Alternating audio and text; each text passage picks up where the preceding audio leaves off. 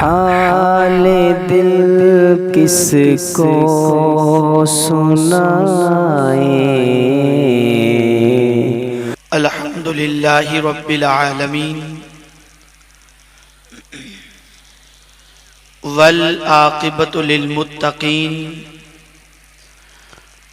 वस्सलातु वस्सलामु अला सय्यिदिल अंबियाइ वल मुरसलीन व अला आलिहि व अस्हाबिहि तय्यिबीन अत्ताहिरीन अम्मा बाद। अऊज़ु बिल्लाहि मिनश शैतानिर रजीम बिस्मिल्लाहिर रहमानिर रहीम। या अय्युहल्लज़ीना आमनु उदखुलू फिस्सिल्मि काफ़्फ़ा सदक़ल्लाहुल अज़ीम।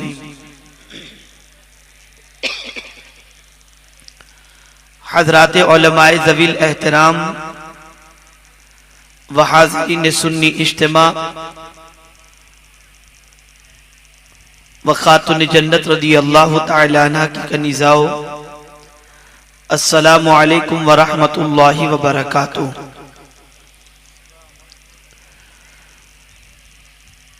आये करीमा के जिस हिस्से की तिलावत का मैंने शर्फ हासिल किया उसके मुताल्लिक कुछ मारूज़ात पेश करने से पहले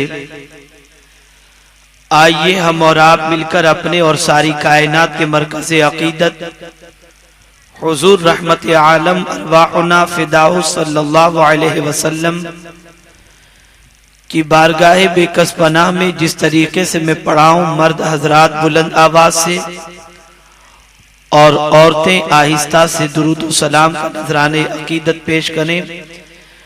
अस्सलातु वस्सलामु अलैका या रसूल अल्लाह, अस्सलातु वस्सलामु अलैका या हबीब अल्लाह, अस्सलातु वस्सलामु अलैका नबी अल्लाह, अस्सलातु वस्सलामु अलैका या नूर अल्लाह व अला आलिका व अस्हाबिका या हबीब अल्लाह सल्लल्लाहु ताला अलैहि वसल्लम। खातून जन्नत रज़ी अल्लाह ताला अन्हा की कनीज़ाओ, अल्लाह रब्बुल इज्जत का बेपनाह एहसान है और उसके प्यारे महबूब सल्लल्लाहु अलैहि वसल्लम के बेहिसाब इनाम व इकराम के साथ करम व फजल है कि इस वक्त दीनी बातों को सीखने और अल्लाह अज़्ज़ व जल और उसके प्यारे महबूब सल्लल्लाहु अलैहि वसल्लम के फरामीन को सुनने की उसने तौफीक अता फरमाई और महफिल में हाज़री की सआदत उसने अता फरमाई। भरूच की सरजमीन पर सुन्नी दावत इस्लामी के 2 रोज़ा अज़ीमुश्शान सुन्नी इज्तिमा का आज पहला दिन जो औरतों के लिए मखसूस है, इस इज्तिमा में अल्लाह अज़्ज़ व जल आपकी हम सब की हाज़री को कबूल फरमाए और दारैन की सआदतों से माला माल फरमाए। मुझसे पेशतर मुहक्किक मसाइल जदीदा हज़रत अल्लामा मुफ्ती निज़ामुद्दीन साहब क़िबला मद्दज़िल्लहुल आली से औरतों के मसाइल से मुताल्लिक कुरान और हदीस के अंदर जवाबात आपने समाअत फरमाए। कुरान और हदीस की रोशनी में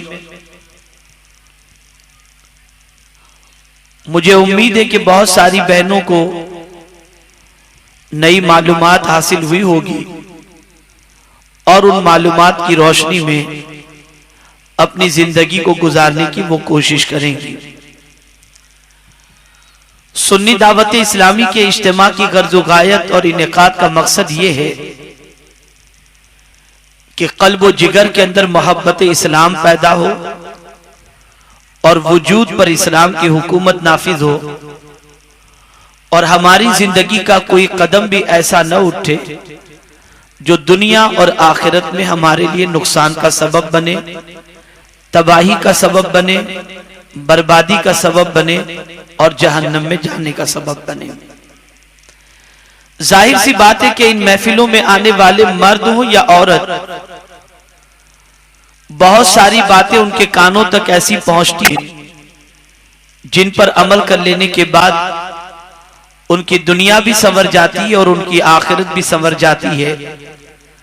और सुन्नी दावत इस्लाम, सुन्नी इश्क में आने वाली कई ख्वातीन की जिंदगियों के अंदर इनकलाब पैदा हुआ और माजी में उनकी जिंदगी कुछ और थी, लेकिन इज्तिमा में आने के बाद अल्लाह और उसके रसूल के फरमान को समाअत कर लेने के बाद उनकी जिंदगियों में तब्दीली पैदा हुई और एक माँ अच्छी माँ बनकर, एक बीवी अच्छी बीवी बनकर, एक बेटी अच्छी बेटी बनकर, एक बहन अच्छी बहन बनकर, एक पड़ोसन अच्छी पड़ोसन बनकर अपनी जिंदगी गुजारना शुरू कर चुकी।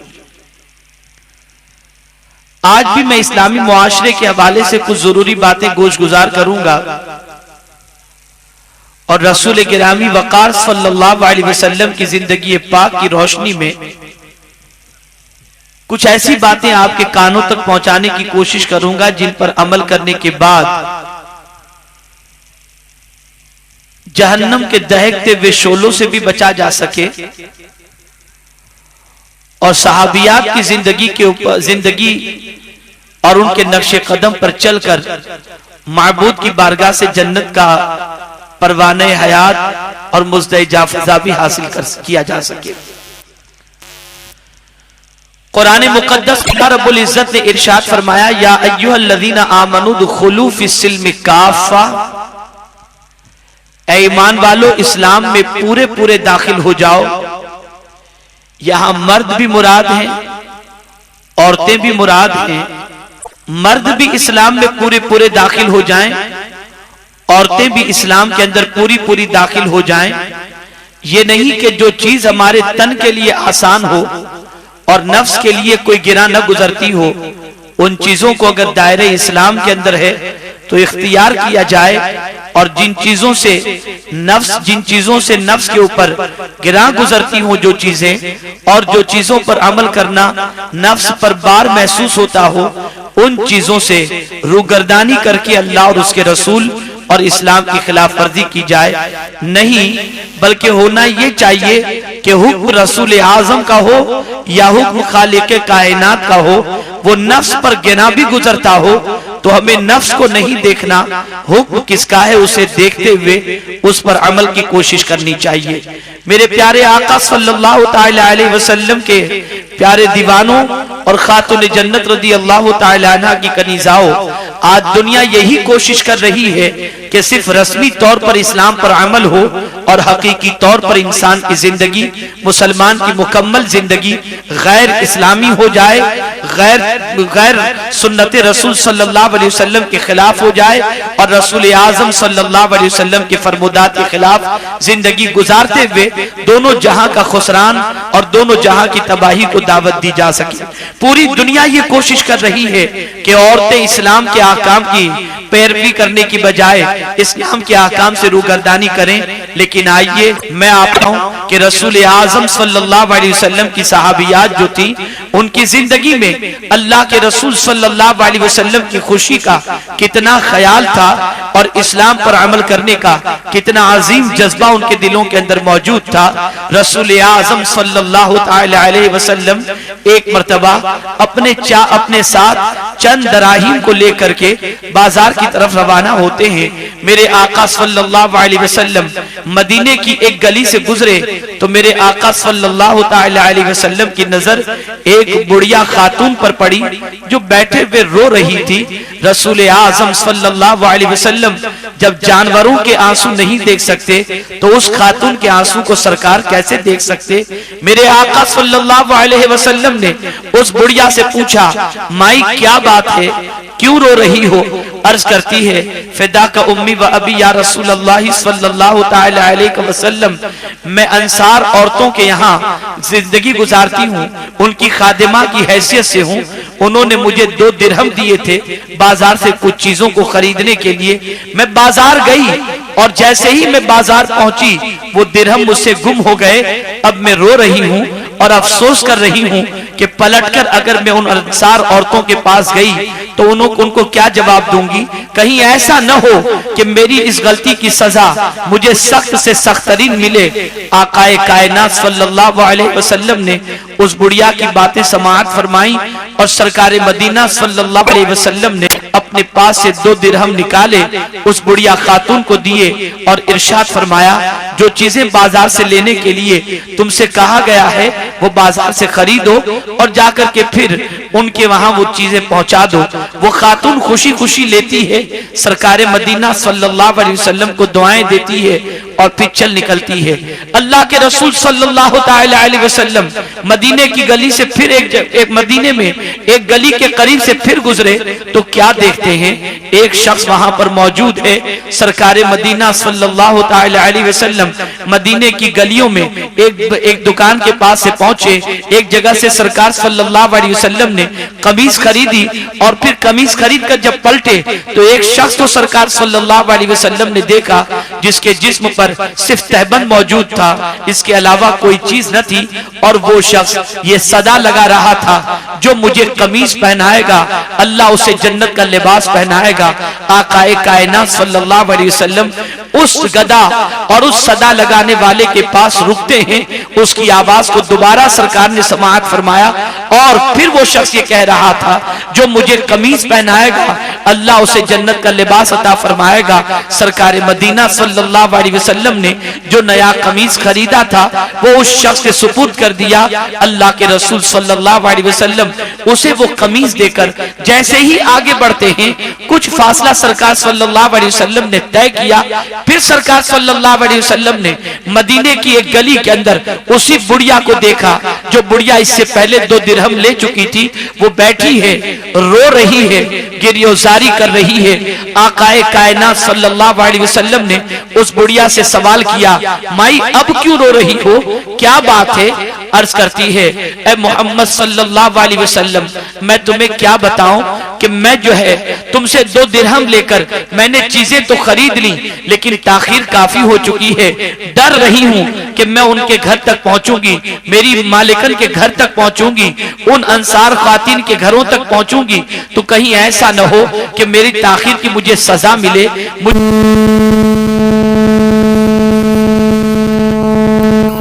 आकाए कायनात सल्लल्लाहु अलैहि वसल्लम ने उस खातून की बात सुनी और सुनने के बाद इरशाद फरमाते हैं, माई चलो हम चलते हैं। अल्लाह के रसूल सल्लल्लाहु अलैहि वसल्लम उस बुढ़िया खातून को लेकर के उस इलाके की तरफ बढ़े जिन इलाकों के अंदर अंसार के मकानात थे, जो करीब मिले थे और वहां पर सब मौजूद थी। खातिन इस्लाम जलवगर थी, मर्द बाहर कहीं गए हुए थे। रसूल आजम सल्लल्लाहु अलैहि वसल्लम उस मोहल्ले में कदम रखने के बाद सरकारे मदीना सल्लल्लाहु अलैहि वसल्लम ने वहां पर आवाज लगाई, ए बीबियों, अल्लाह की तरफ से सलामती हो तुम पर, अल्लाह की तरफ से रहमत हो तुम पर। लेकिन किसी घर से सरकार सल्लल्लाहु अलैहि वसल्लम के सलाम का जवाब न आया।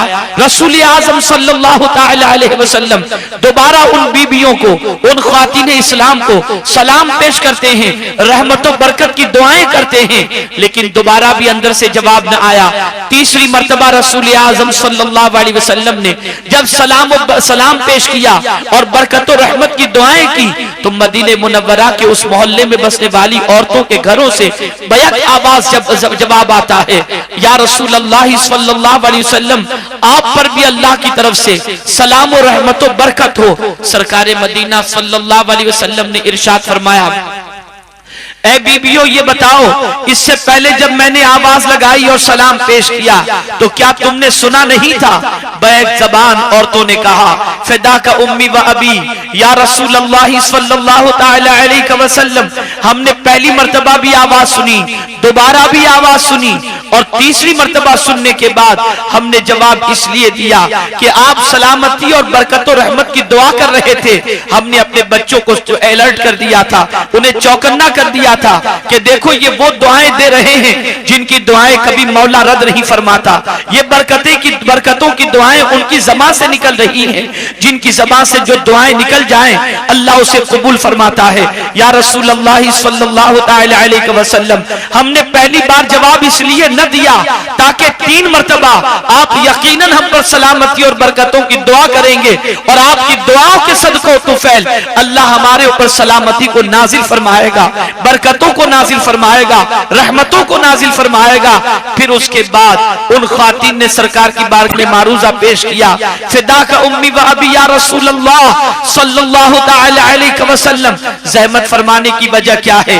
मेरे आका सल्लल्लाहु अलैहि वसल्लम ने इरशाद फरमाया, मेरे साथ तुम्हारी खादिमा मौजूद है, वो बुढ़िया जिसे सामान लेने के लिए तुमने भेजा था। पूरा वाकया सरकार ने सुनाया। बेचारी 2 दिरहम लेकर के सामान खरीदने के लिए गई थी और सामान खरीदने के लिए बाजार में कदम रखते ही इनके 2 दिरहम गायब हो गए। इन्होंने गिरफ्तारी की, मैंने 2 दिरहम इन्हें दिए, उन 2 दिरहम से इन्होंने सामान खरीदा, लेकिन तुम तक पहुंचने के लिए वो डर रही थी कि कहीं तुम्हारी तरफ से इन पर शिद्दत न हो, इन पर ताखीर की सजा न मिले। इतना सुनना था और उसके बाद रसूल आजम सल्लल्लाहु अलैहि वसल्लम ने इरशाद फरमाया, मैं इस बुढ़िया का सिफारिशी बनकर तुम्हारे पास हाजिर हुआ हूं। सुनना था कि बैक ज़बान औरतों ने कहा, या रसूल अल्लाह सल्लल्लाहु तआला अलैहि वसल्लम, इस बुढ़िया की किस्मत पर कुर्बान कि इसकी सिफारिश आप फरमा रहे हैं, इसके सदके आप हमारे घर पर तशरीफ लाए, इसके सदके आप हमारे मोहल्ले में तशरीफ लाए, आपने हमें सलामती की दुआ दी। हम कुछ और तो इस बुढ़िया को इस एहसान के बदले नहीं दे सकते, बस इतना कहते हैं कि आपकी सिफारिश तो क्या कबूल है ही, लेकिन इसकी वजह से जो आपका एहसान हम पर हुआ, सरकार हम इसको आजाद करते हैं, इसको गुलामी से निकालते हैं और इसे आजादी का परवाना अता करते हैं। आज से इसके ऊपर कोई खिदमत लाजिम नहीं, ये जिस तरह चाहे अपनी जिंदगी गुजार सकती है। ऐ खातून जन्नत रदी अल्लाह तआला अन्हा की कनीजाओ, इस्लाम में पूरी तरह दाखिल होने का मतलब सिर्फ यही नहीं है कि नमाज रोजा और हज और ज़काती की पाबंदी की जाए। इस्लाम में पूरी तरह दाखिल होने का मतलब यही नहीं है कि हज और ज़कात की अदायगी सिर्फ हो। इस्लाम में पूरी तरह दाखिल होने का मतलब सिर्फ यही नहीं है कि कुरान मुकद्दस की तिलावत सिर्फ करें। इस्लाम में पूरी तरह दाखिल होने से मतलब यह है कि इस्लाम जो सलूक का हुक्म देता है उस सलूक का ख्याल रखा जाए, जिसके साथ उसने सलूक का हुक्म देता है उसके साथ उसने सलूक किया जाए, जिन जराइम से बचने का हुक्म देता है उन जराइम से बचने की कोशिश की जाए। मेरे प्यारे आका सल्लल्लाहु अलैहि वसल्लम के प्यारे दीवानों और खातून जन्नत रदी अल्लाह तआला अन्हा की कनीजाओ, जरा सोचो तो सही, रसूल आजम सल्लल्लाहु अलैहि वसल्लम का उस बुढ़िया से कोई ताल्लुक न था, लेकिन बुढ़िया की आंखों में आंसू सरकार देख न सके। मुस्तफा जाने रहमत सल्लल्लाहु अलैहि वसल्लम ने एक इस्लामिक कल्चर को पैदा करने की कोशिश की और बताया कि देखो कोई बुढ़िया औरत अगर परेशान हो, गमगीन हो, गिरफ्तारी कर रही हो तो उसे ऐसे ही छोड़कर न निकल जाना, बल्कि उसके दुख दर्द के अंदर शरीक होना, उसकी परेशानियों को जानने की कोशिश करना, उसकी परेशानी को दूर करने की कोशिश करना। और रसूल आजम सल्लल्लाहु अलैहि वसल्लम जो सय्यदुल अंबिया हैं, उस बुढ़िया खातून के लिए सरकारे मदीना सल्लल्लाहु अलैहि वसल्लम उन औरतों के घरों तक पहुंचे जिन औरतों के घरों के पास पहुंचने के बाद उस औरत को अच्छा सलूक उसके साथ हुआ, आजादी का परवाना मिला।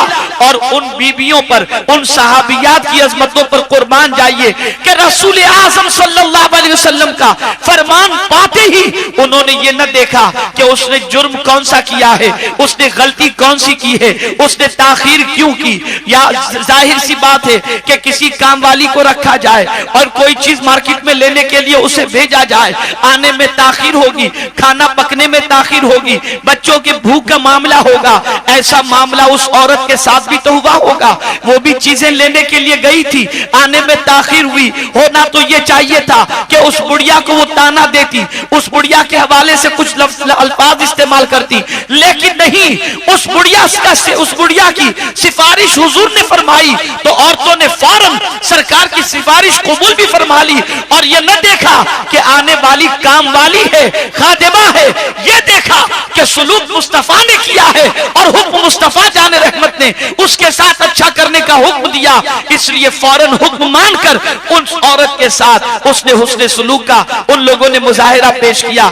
ऐ खातून जन्नत रज़ी अल्लाह तआला अन्हा की कनीज़ाओं, आज हमारे लिए जरूरी है कि कमजोरों पर शफकत करें, कमजोरों पर मेहरबानी करें, कमजोरों के साथ नर्म गोशा रखें, कमजोरों के साथ उसने सुलूक से पेश आए। आज ये मैं आपको बताऊं, रसूल गिरामी वकार सल्लल्लाहु अलैहि वसल्लम की कनीज़ाओं की जिंदगी में इस्लाम का कितना जज्बा मौजूद था, इस्लाम पर अमल करने का कितना हौसला उनके अंदर मौजूद था, किस तरीके से वो मुकम्मल इस्लाम के अंदर दाखिल होकर अपनी जिंदगी की साअतों को गुजारती थी। अल्लाह अकबर।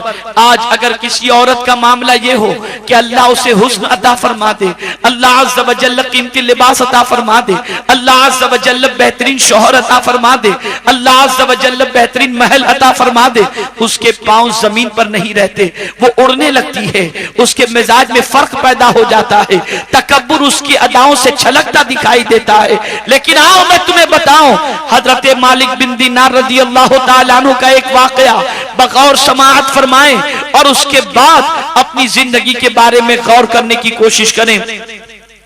हजरत मालिक बिन दीनार रज़ी अल्लाह मौला तबारक व तआला अन्हु इरशाद फरमाते हैं कि मैं मक्का मुकर्रमा पहुंचा। मक्का मुकर्रमा में एक खातून का चर्चा मैंने सुना।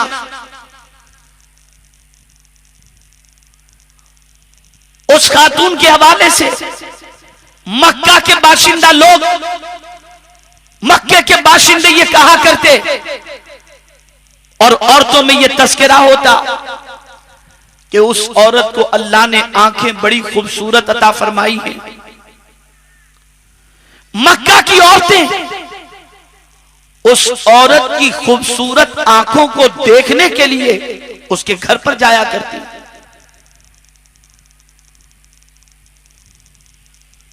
जब उस औरत को इस चीज का इल्म हुआ कि मेरी आंखें बड़ी खूबसूरत हैं और मेरी खूबसूरत आंखों के चर्चे पूरे मक्का में हो रहे हैं, तो वो खशियत रब्बानी की बुनियाद पर गिरियोजारी में मसरूफ हो जाती है, रोने लग जाती है और रातों दिन उसका रोने में गुजरता है।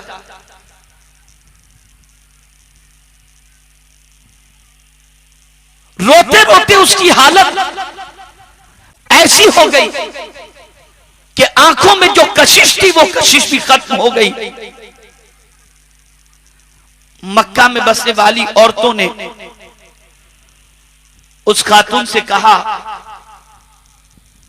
कि अल्लाह ने इतनी खूबसूरत आंखें तुम्हें अता फरमाई और तुम्हारी इन खूबसूरत आंखों की जियारत के लिए दूर दराज से औरतें यहां तक पहुंचती हैं, लेकिन तुमने रोक अपना बुरा हाल किया और खूबसूरती को रोने की वजह से तुमने जाहिल कर दिया। अरे ये तो बताओ, जिसको इतनी खूबसूरत आंखें मिले उसे तो शुक्राना अदा करना चाहिए, लेकिन तुम क्यों गिरियोजारी कर रही हो? उस खातून ने जवाब दिया, दो चीजों ने मुझे रोने पर मजबूर कर दिया। एक चीज तो मैं ये सोचती हूं कि ये खूबसूरत आंखें देने वाला कौन है? पालनहारे हकीकी, माबूदे बरहक, अल्लाह रब्बुल इज्जत। अब जिसने ये आंखें अता फरमाई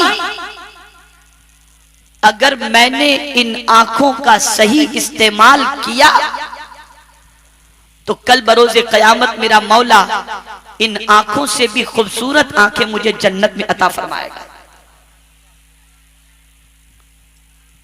लेकिन रो इसलिए रही हूं कि अल्लाह न करे मेरी आंखों का मैंने गलत इस्तेमाल किया या आंखों से गुनाह सरजद हो गए और अल्लाह अज़्ज़ा व जल्ल नाराज होकर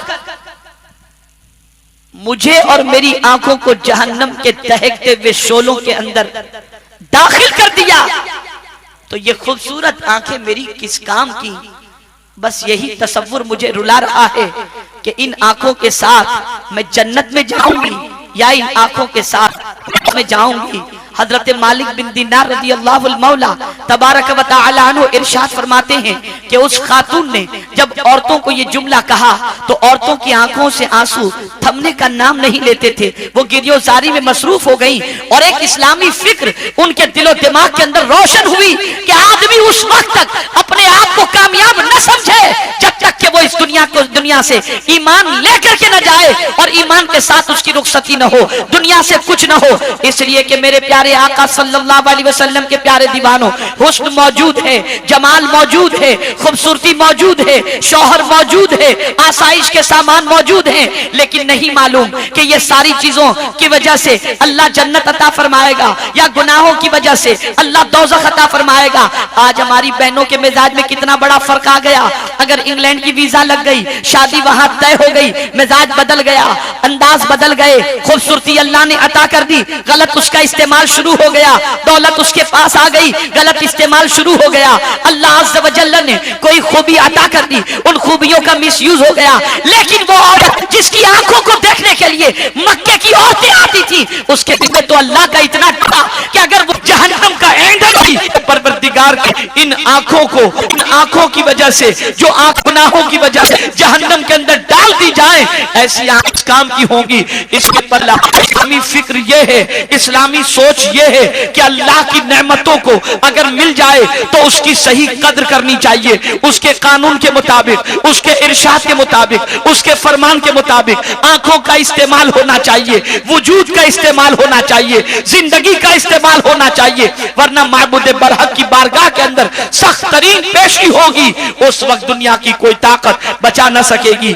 आज अगर कोई तारीफ कर दे तो पैर जमीन पर नहीं टिकते, कोई कह दे तुम बड़ी अच्छी लगती हो तो जमीन पर पैर नहीं टिकता, कोई किसी हीरोइन की तमसील, कोई किसी हीरोइन से तशबीह दे करके एक बच्ची की जिंदगी को तबाही के दहाने पर पहुंचा देती है। लेकिन आप सोचो, जिसकी आंख का ये आलम कि औरतें आंखों की ज़ियारत के लिए आती, लेकिन उसे इसकी फिक्र न थी कि कोई आंख के बारे में क्या कहता है, तारीफ के कलिमात क्या कहता है, हुस्न के हवाले से क्या कहता है, मेरी आंखों की ज़ियारत के लिए कौन आता है।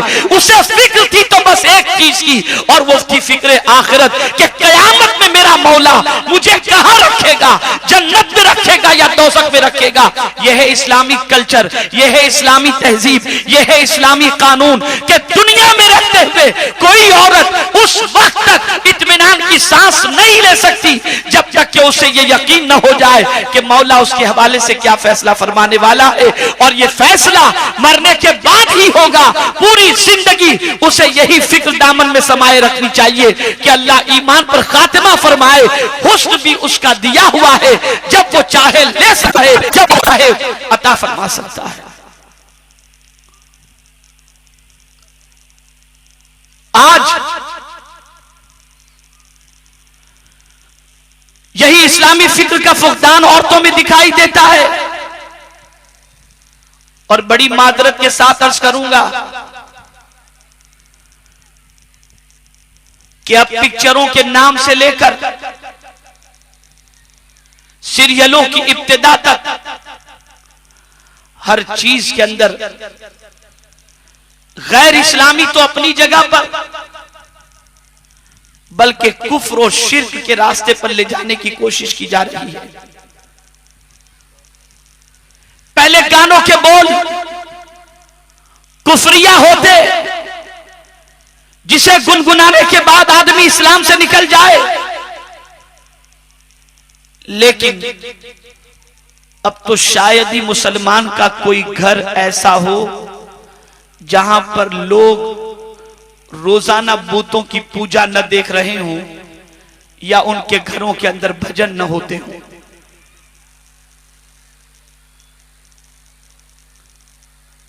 मुझे बताओ, मौजूदा दौर के अंदर हमारी बहन कोई सीरियल मिस करना नहीं चाहती, और जितने भी सीरियल इस वक्त टीवी पर रिले किए जाते हैं उनकी इब्तिदा या उनका दरमियानी हिस्सा पूजा पाठ और भजन और मूर्तियों के साथ ही होता है। ऐ मुसलमानों, जरा बताओ, तुमने अपने घरों को किस तरह से बुतखाना बना रखा है कि अब कोई घर ऐसा नहीं जहां भजन न होता हो, पूजा पाठ न होती हो। फिर तुम ये कहते हो कि हमारे घर में रहमतें नाजिल नहीं होती, बरकतें नाजिल नहीं होती। अरे तुम्हारा ज़मीन जिंदा है या मर गया? तुम मुसलमान हो या क्या हो? ये कैसे गवारा करते हो कि तुम्हारे घर के अंदर मूर्ति पूजा हो रही हो, भजन गाए जा रहे हो?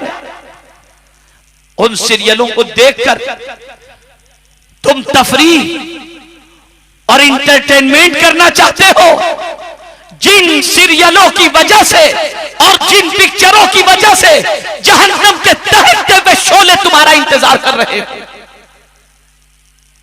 क्या तुम्हें अल्लाह का डर नहीं है?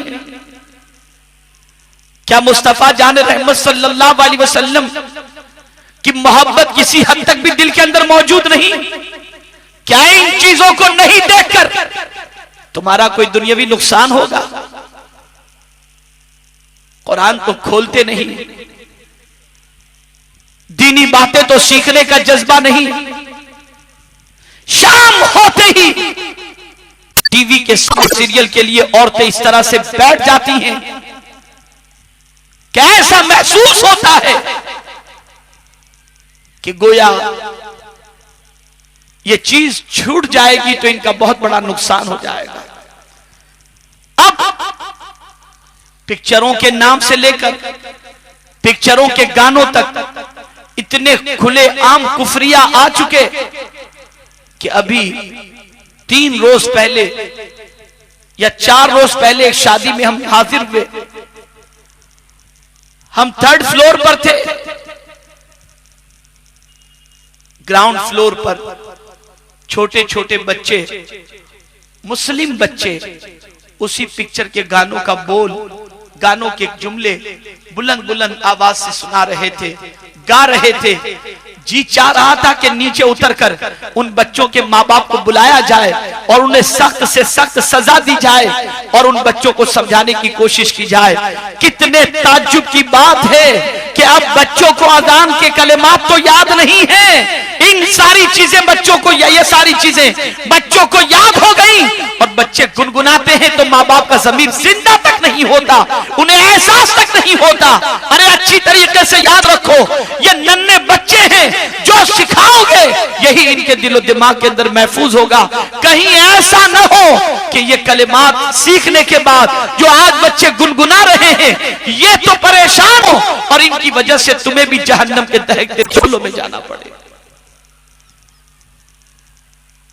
मुनज़्ज़म साजिश चल रही है, मुनज़्ज़म प्रोग्राम चल रहा है, मुनज़्ज़म मंसूबाबंदी के साथ तुम्हें कुफ्र की वादियों में ढकेलने की कोशिश की जा रही है। तुम्हारे सीने से शम्अ इस्लाम को गुल करने की कोशिश की जा रही है। ऐसे में यह सुन्नी दावत इस्लामी का इज्तिमा तहफ़्फ़ुज़ ईमान के लिए तुम्हारे इलाके में मुनाकिद किया गया है, ताकि तुम पहचानो कि कौन सा काम करके तुम जहन्नम में जा सकते हो और कौन सा काम करके तुम अपने ईमान की हिफाजत कर सकते हो। जानती हो, अल्लाह के रसूल सल्लल्लाहु ताला अलैहि वसल्लम ने बड़े वाज़े लफ्जों में फरमाया 4 औरतों के हवाले से कि ये 4 औरतें जिनमें ये आदत मौजूद हो, ये 4 औरतें जहन्नमी हैं।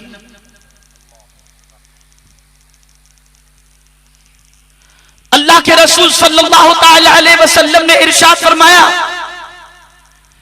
एक वो औरत जो अपने शौहर को तकलीफ पहुंचाती हो, ईजा देती हो।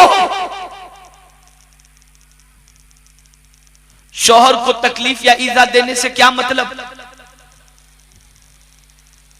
मतलब यह है शौहर के सामने बदज़बानी करना, शौहर को तकलीफ देने से मुराद उसे खाने की हाजत खाना पेश न करना,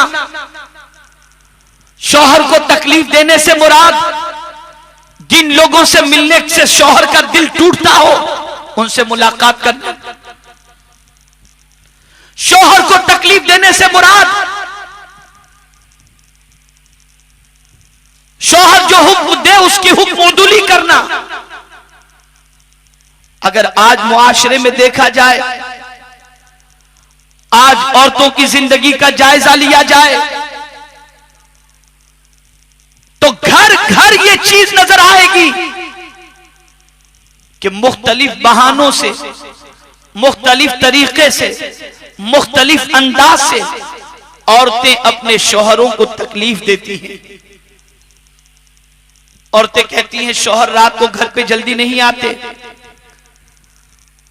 मैं पूछता हूं, अगर औरत शौहर के साथ उसने सलूक करने वाली हो, शौहर का वेलकम अच्छी तरीके से करने वाली हो, शौहर की देखभाल सही तौर पर करने वाली हो, शौहर की खिदमत कमा हक़हू करने वाली हो, तो मर्द को बाहर रहने को जी ही क्यों चाहेगा? यकीनन बहुत सारे मर्द भी नालायक होते हैं जो अच्छी बीवी के मिलने के बावजूद भी गपशप के अंदर, ऐश मौज के अंदर रातों को बाहर रहा करते हैं और दोस्तों में वक्त गुजारा करते हैं और औरतों के साथ उसने सुलूक नहीं करते। अच्छी तरीके से याद रखो, सिर्फ सरकार सल्लल्लाहु अलैहि वसल्लम ने औरत को तकलीफ पहुंचाने वालों, शौहर को तकलीफ पहुंचाने वाली औरतों को ही जहन्नमी नहीं फरमाया, बल्कि उन मर्दों के हवाले से भी सरकार सल्लल्लाहु अलैहि वसल्लम ने बड़े वाज़ेह लफ्जों में फरमाया, जो अपने बीवी बच्चों के साथ अच्छा सुलूक नहीं करता, सरकार फरमाते हैं वो अच्छा हो ही नहीं सकता। कोई औरत ये न सोचे कि शौहर के साथ अच्छा सुलूक करती है फिर भी शौहर नहीं मानते। यहां चूंकि औरतों का इज्तिमा है, इसलिए मैं उन खामियों के हवाले से जो औरतों की जिंदगी में है और जिन खामियों की वजह से दुनिया और आखिरत औरत की बर्बाद होती है, मैं उस तरफ आपकी तवज्जो को मबजूल कराना चाहूंगा ताकि औरतें अपनी जिंदगी को दुरुस्त कर लें और कल मर्दों के इज्तिमा में मर्दों को उनकी जिम्मेदारी से आगाह किया जाएगा ताकि वो अपनी जिम्मेदारी को सही तौर पर महसूस करें। अच्छी तरीके से याद रखो, औरतों की जिम्मेदारी है कि वो अपने शौहरों को तकलीफ न पहुंचाएं और तकलीफ पहुंचाने वालियों को जब सरकार ने जहन्नमी कह दिया तो फिर किसी एतबार से वो जन्नती नहीं हो सकती। बाज औरतों के मिजाज के अंदर बड़ी तलखी होती है,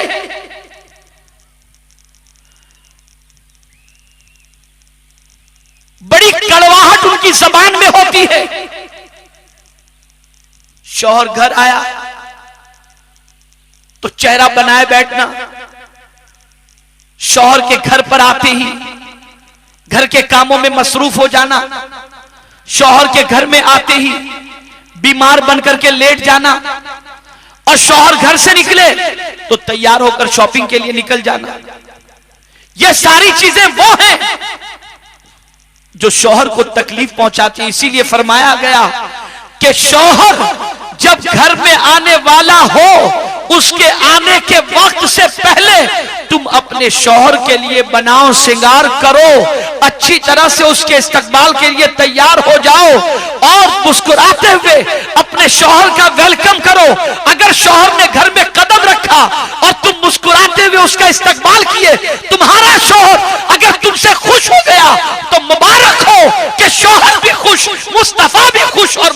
तुमसे खुश हो गया।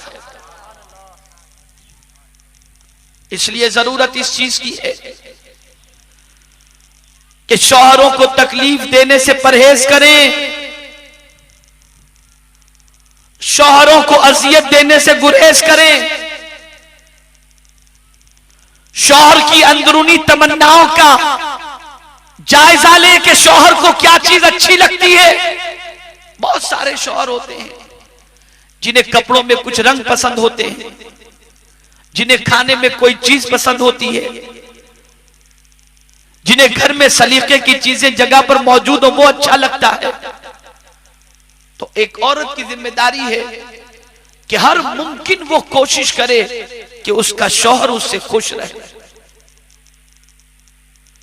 यह नहीं कि शौहर को मिर्ची कम पसंद है तो खाने में मिर्च ज्यादा डाल दो। और ये क्यों कहा गया, शौहर की खुशी के लिए क्यों कहा गया? इसमें भी शौहर की राहत का मामला नहीं है, इसमें भी ए खातून जन्नत रज़ी अल्लाह ताला अन्हा की कनीज़ाओं तुम्हारे ही फायदे के लिए कहा गया। इसलिए कि जब तुम्हारी तरफ से उसे प्यार न मिलेगा, जब तुम्हारी तरफ से उसे सुकून न मिलेगा, जब तुम्हारी तरफ से उसे अच्छी तरीके से वेलकम नहीं मिलेगा, जब तुम्हारी तरफ से जीनत का मुजाहिरा न मिलेगा, तो जाहिर सी बात है कि उसका जहन मुंतशिर होगा और फिर वो बाजार में इधर उधर झांकना ताकना शुरू करेगा। और एक दिन वो आएगा कि घर आएगा, तुम उसे इतनी नापसंद हो चुकी होगी कि तुम्हारी शक्ल देखना तक वो पसंद नहीं करेगा। लेकिन अगर तुमने उसकी खुशी का ख्याल रखा, उसकी पसंद का ख्याल रखा, तो हमेशा अंदर से उसका ज़मीर उसे कहेगा, अरे तू इधर उधर क्या देख रहा है? अल्लाह ने जो औरत तेरे लिए हलाल कर दी है वो तेरी हर खुशी का ख्याल करती है। अब तू उसकी अमानत में खयानत न कर, तू भी इसकी खुशी का ख्याल कर, और तू इसको खुश रखेगा तो मौला भी तुझसे राजी हो जाएगा। तो इसमें औरतों ही का फायदा है, औरतों ही के लिए इसमें बेहतरी है।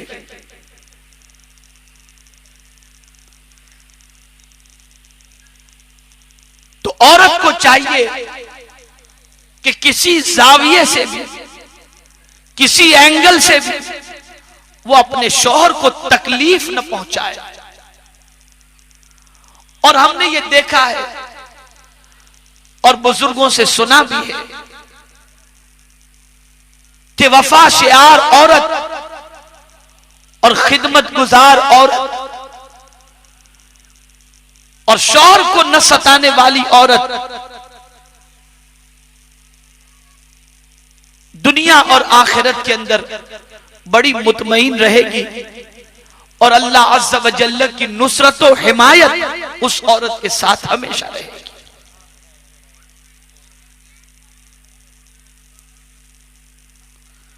दूसरी औरत मेरे आका सल्लल्लाहु ताला अलैहि वसल्लम ने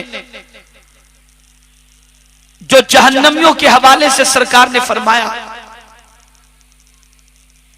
कि 4 औरतें जहन्नमी हैं, एक शौहर को तकलीफ देने वाली, और दूसरी वो औरत जो शौहर की ताकत से ज्यादा उस पर बोझ रखने वाली। सरकार फरमाती वो औरत भी जहन्नमी है। शौहर की कैपेसिटी जितनी हो उसके मुताबिक तुम उससे मुतालिबा करो,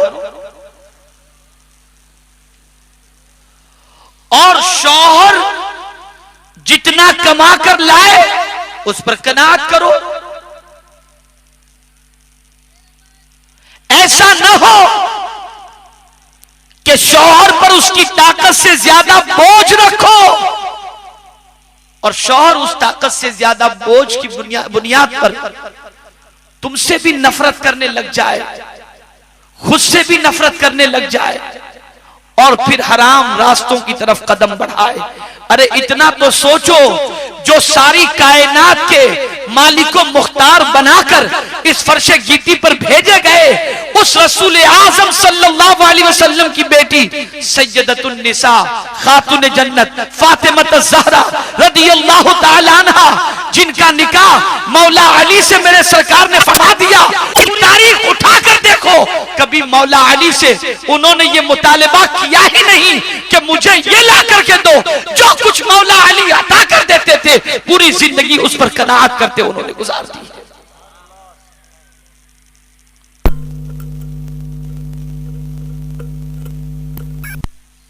और अच्छी तरीके से याद रखो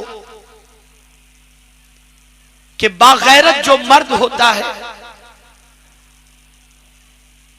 वो हमेशा यही सोचता है कि बीवी बच्चे खुश रहें, और हद्दल इम्कान वो कोशिश करता है कि किसी भी तरह से वो अपने बीवी बच्चों की जरूरत को पूरा करे। तो जो कुछ शौहर लाए, चटनी रोटी जितना लाए तो वही उसी पर इक्तिफा करो। फुटपाथ से कपड़े खरीद कर लाकर पहनाए, उसी पर इक्तिफा करो।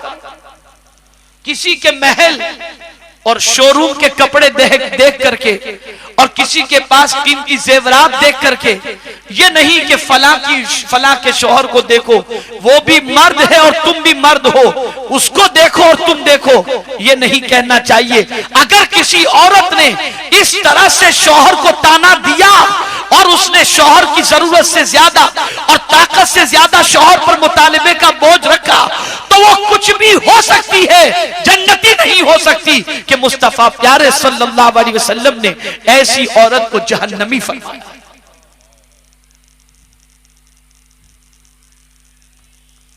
तीसरी कौन सी औरत है जिसे सरकार मदीना सल्लल्लाहु अलैहि वसल्लम ने जहन्नमी फरमाया? सरकार सल्लल्लाहु अलैहि वसल्लम इरशाद फरमाते हैं, जो अपने नफ्स को, अपने वजूद को मर्दों से न बचाए। क्या मतलब? उसका चलना, उसका बोलना, उसका लिबास, उसकी आवाज, उसका अंदाज, ये सारी चीजें ऐसी हों जो मर्द को उसकी तरफ माइल कर दे, और उसमें बेपर्दगी भी है। आजकल तो फोन करें और बच्चियां फोन उठाती हैं तो इतनी मटक करके बात करती हैं कि अगर बागैरत आदमी फोन पर है तो उसे खुद को शर्म आएगी कि मैं किस तरह से बात करूं।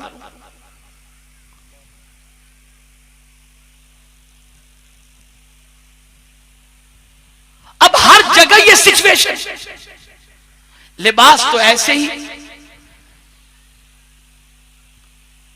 कि अच्छे से अच्छे पासा मर्द के जहन भटक जाए, बोल चाल का अंदाज भी ऐसा ही, राह चलने का अंदाज भी ऐसा ही। बल्कि मैं आपको क्या बताऊं, एक दुकान के अंदर मैं सामान खरीदने के लिए गया तो आपको हैरत होगी कि कुछ फासले पर औरतें थी, मैं एक किनारे पर था, चंद औरतें आई, उन्हें शर्म तक नहीं आई, वो आकर करीब में खड़ी रह गई। हमने वहां से हटना पड़ा और बाहर निकल गए, लेकिन औरतों को शर्म नहीं। और ताज्जुब की बात तो यह है कि वो औरतें बुर्का भी पहनी हुई थी, मुस्लिम भी थी। और जब मैं कहता हूं बहन थोड़ा ख्याल तो रखो, तो कहती हम भी तो सौदा खरीदने के लिए आई हैं। अब क्या जवाब दे?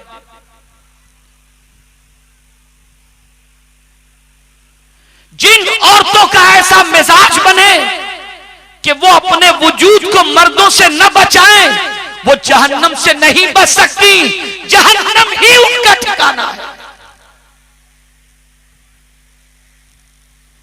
बल्कि फरमाया गया, किसी औरत का जिस्म किसी गैर महरम को कस्दन अगर छू ले तो वो हिस्सा जहन्नम की आग में जलाया जाएगा।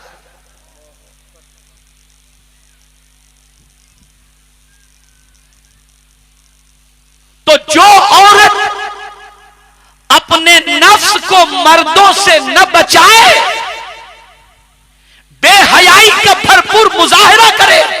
बल्कि यहां तक रिवायत में है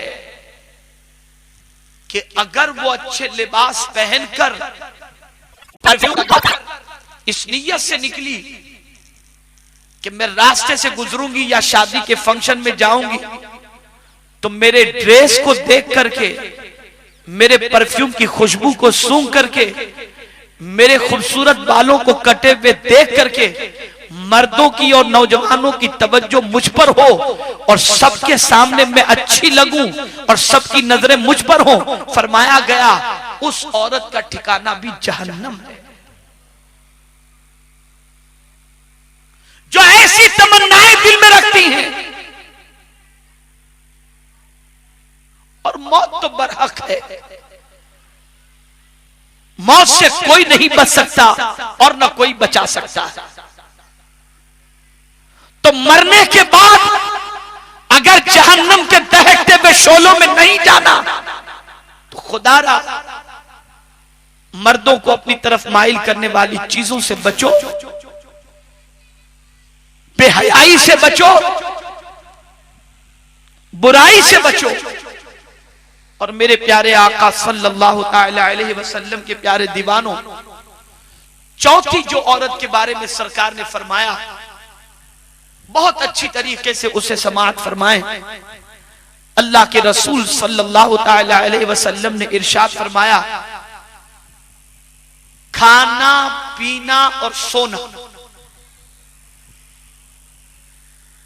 जिस औरत की यही आदत हो, बस अच्छा खाए, अच्छा पिए, अच्छा पहने और अच्छी तरह से जी भर करके सोए, न नमाज की तरफ उसकी रग़बत, न इताअत रसूल सल्लल्लाहु अलैहि वसल्लम की तरफ रग़बत, न फरमाने खुदा का लिहाज, न फरमाने रसूल सल्लल्लाहु अलैहि वसल्लम का लिहाज। बस यही दो चार चीजें उसकी जिंदगी की आदत में शामिल हैं, खाना पीना सोना, अच्छे से अच्छे कपड़े पहनना और यही घूमना घामना। अगर किसी औरत की यही आदत है तो सरकार सल्लल्लाहु अलैहि वसल्लम ने फरमाया कि ये औरत भी जहन्नमी है।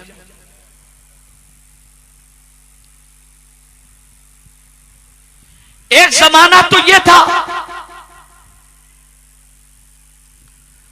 कि जिनको कुदरत ने दौलत की फरावानी और मालो जर की फरावानी अता फरमाई थी, बल्कि मालो जर की फरावानी भी क्या, बहुत सारी ऐसी भी अल्लाह की बंदियां गुजरी हैं जो कहीं कनीजा की हैसियत से होती, लेकिन उसमें भी रोया करती कि अल्लाह तू हमारा हकीकी मालिक है। जिस मालिक की कनीजा बनकर जिंदगी गुजार रही है, उसके काम से इतनी फुर्सत ही नहीं मिलती कि जी भर करके तेरी इबादत कर सके।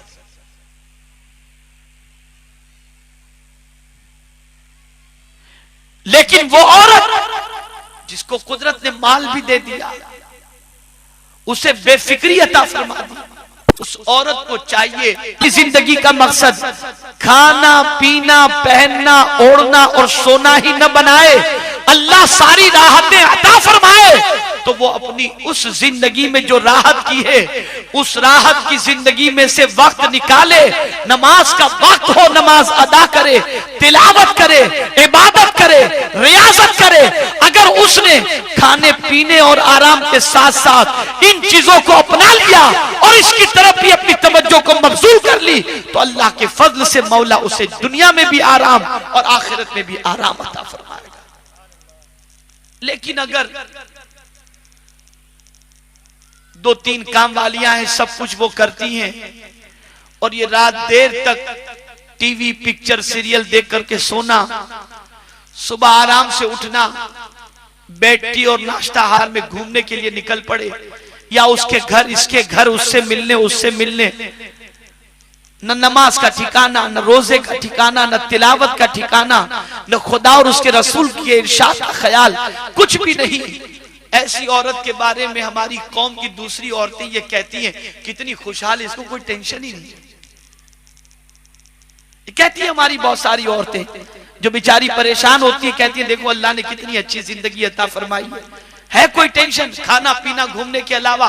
अरे मेरी बहनों, तुम उसको ये समझ रहे हो कि वो सुकून में है।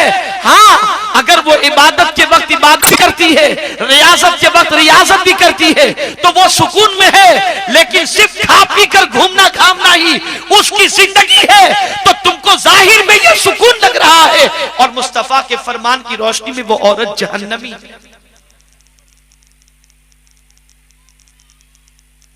जिसे देख करके सुकून होना चाहिए, वो कैसी औरतें हैं?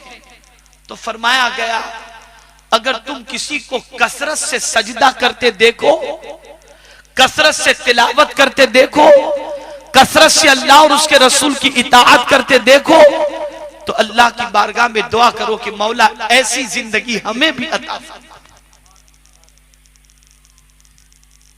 लेकिन अब ये मिजाज कहां रह गया? न ऐसी औरतें दिखाई देती हैं इल्ला माशाअल्लाह, और न ये मिजाज इस्लामी अब हमारे जहन में जिंदा है। हमने भी वही मगरिबी फिक्र को इख्तियार कर ली, और हमने भी सुकून उसी चीज में समझा कि दुनिया का सब कुछ मिल जाए तो सुकून है। ऐ खातून जन्नत रज़ी अल्लाह तआला अन्हा की कनीज़ाओ, ये दुनिया फना हो जाने वाली है, दुनिया बाकी रहने वाली नहीं है। इसलिए इस दुनिया से उल्फत न करो, इस दुनिया की मोहब्बत को दिल में जगह न दो, बल्कि आज से इस इज्तिमा के अंदर अहद करके उठो कि शौहर को सताएंगी नहीं, बच्चों का ख्याल रखेंगी, शौहर को तकलीफ नहीं देंगी, उसकी जरूरत से ज्यादा उस पर बोझ नहीं रखेंगी, अपने आप को गैर इस तरह से पेश नहीं करेंगी जिस तरीके से पेश करने के लिए और उसके रसूल ने मना किया है। और इसी तरीके से सिर्फ खा पी कर जिंदगी नहीं गुजारेंगी, बल्कि इताअत इलाही भी, इताअत रसूल भी, फरमाबरदारी शौहर भी, ये भी अपनी जिंदगी में शामिल करके अल्लाह और उसके रसूल को राजी करने की कोशिश करेंगे। मुझे उम्मीद है कि हमेशा की तरह आज के इस सुन्नी इज्तिमा में जो हमारी बहनें आई हैं, जिस तरह से हमेशा अल्लाह और उसके रसूल के इरशाद जो इज्तिमा में पहुंचाए जाते हैं, उन इरशादात को दिल में वो जगह देती हैं। आज भी इंशाअल्लाह अज़ीम अल्लाह और उसके रसूल के जो इरशादात आपके गोश गुजार किए हैं, उसे आप दिल में जगह देने की कोशिश करेंगी, उस पर अमल करने की कोशिश करेंगी, उसे अपने की कोशिश करेंगी। और ये बात आखिरी अर्ज करते हुए अपनी गुफ्तगू को मुकम्मल करूं कि कोई आपका उतना भला नहीं चाहेगा जितना अल्लाह और उसके रसूल आपका भला चाहे। इसलिए अच्छी तरह जहन में रख लो कि जो कुछ अल्लाह और उसके रसूल ने फरमाया उसमें आप ही फायदा है, आपके लिए उसमें गनीमत है। इसको समझ रखें, अमल करने की कोशिश करें। और आप इतनी भी गलतियां हुई, अब मगरिब की अजान होगी, उसके बाद जिक्र दुआ, तो दुआ में अल्लाह की बारगाह में सच्चे दिल से तौबा भी कर लें, उन गुनाहों से बचने की दुआ भी कर लें, और घरों में ऐसे सीरियलों को देखने से परहेज भी करें, और ये सारे गैर इस्लामी जो कुछ भी चीजें होती है इससे परहेज करो, बचो। कि अगर इन चीजों को अपने घर में जारी रखोगी तो घर में कभी बरकतें नहीं आ सकती, सुकून नहीं आ सकता, घर घर तबाही और बर्बादी मचेगी। अल्लाह रब्बुल इज्जत हम सबको बचने की तौफीक नसीब फरमाए। और कल मर्दों का इज्तिमा सुबह 10 बजे शुरू हो जाएगा। अपने भाइयों को, अपने बेटों को, अपने बच्चों को, अपने शौहर को, अपने बाप को, सबको कल के इज्तिमा में आप जरूर भेजें। सुबह 10 बजे से रात 10 बजे तक यहाँ तरबियती इज्तिमा जो हो रहा है, इसमें बहुत सारी जरूरी बातें बताई जाएंगी, जिसको सुनने के बाद उस पर अगर वो अमल करेंगे तो उनकी जिंदगी भी संवर जाएगी और आपकी जिंदगी भी संवर जाएगी। आपसे मेरी गुजारिश है कि जो कुछ बातें कही गई उस पर अमल की कोशिश करें। अल्लाह रब्बुल इज्जत हम सब पर करम की नजर फरमाए। वमा अलैना इल्लल बलागुल मुबीन। अस्सलामु अलैकुम व रहमतुल्लाहि व बरकातहू। आप अपनी अपनी जगह पर बैठी रहेंगी, कोई भी यहाँ से उठेंगी नहीं, इसलिए कि जिक्र भी बाकी है, तौबा इस्तगफार और उसके बाद इंशाअल्लाह तसव्वुर मदीना में दुआ होगी। खूब अपनी झोलियों को भर कर जाओ, जो भी जायज तमन्ना दिल में हो, इसलिए कि बहुत सारी औरतों की जायज तमन्नाएं सुनी इसके अंदर दुआ के वक्त उन्होंने अल्लाह की बारगाह में पेश की। अल्लाह अज़्ज़ व जल्ल ने 40 के अंदर एक अल्लाह का बरगुज़ीदा बंदा होता है, अल्लाह किसी की आमीन के सदके में उसकी तमन्नाओं को पूरी फरमा देता है। आप अपनी तमन्नाओं को दिल में रखें और दुआ के वक्त अपनी तमन्नाओं को अल्लाह की बारगाह में पेश करें। कोई एक बंदी तो ऐसी होगी जिसके सदके में अल्लाह दुआओं को कबूल फरमा लेगा। अस्सलामु अलैकुम व रहमतुल्लाहि व बरकातुहू। अस्सलामु अलैकुम व अल्हम्दुलिल्लाहि रब्बिल आलमीन वल आक़िबतु लिल मुत्तक़ीन वस्सलातु वस्सलामु अला सय्यिदिल अंबिया वल मुरसलीन व अला आलिहि व अस्हाबिहि तय्यिबीन अत्ताहिरीन अम्मा बाद। अऊज़ु बिल्लाहि मिनश शैतानिर रजीम बिस्मिल्लाहिर रहमानिर रहीम।